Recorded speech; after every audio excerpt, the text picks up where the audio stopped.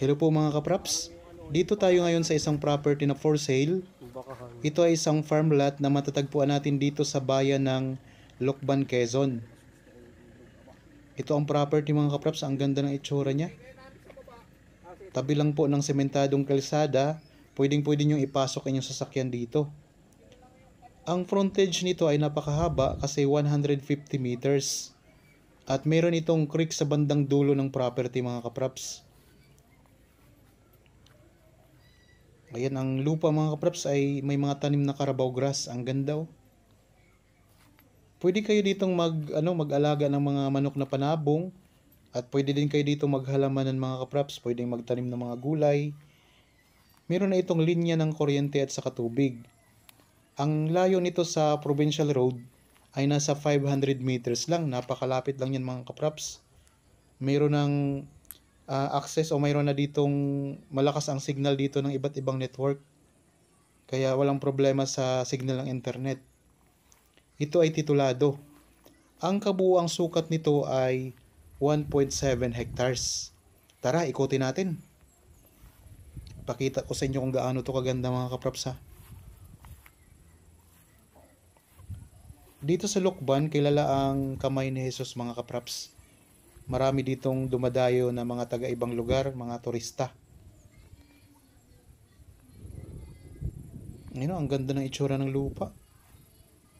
Kung gusto niyo namang magtanim pa ng ibang mga prutas dito, pwede mga kapraps. Kasi maraming mga space pa, malawak pa. Ang presyo nito ay makikita niyo po sa description box at sa title nitong video. Ganda. Murang-mura pa lang po ang benta nito mga kapraps.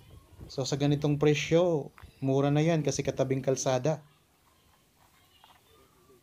Wala na kayong dadaan ng ibang property. Dito ba? Yan sa bandang gilid ng property mga kapraps, mayroon ding mga tanim na mga kawayan. Taniman. Ganda.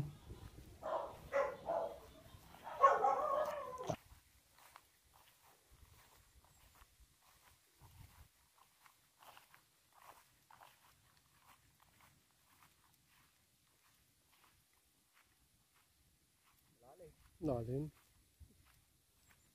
Hindi rinig. Oo.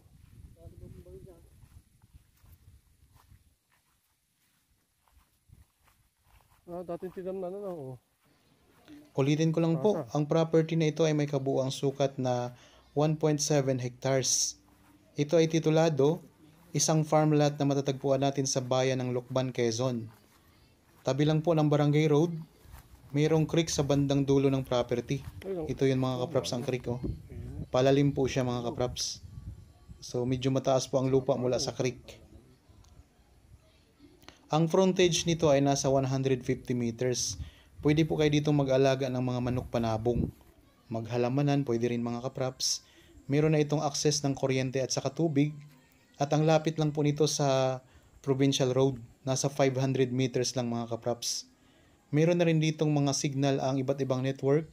Kaya walang problema yung internet o signal ng internet dito mga kapraps. Okay, sana nagustuhan nyo po ang property na in-offer ko sa inyo ngayon. Kung kayo po ay bago pa lang sa aking channel at napadaan lamang po dito sa aking channel, huwag nyo pong kalimutang mag-subscribe at pindutin na rin po ang notification bell para lagi kayong updated sa mga bagong property na i-offer po namin. Maraming salamat.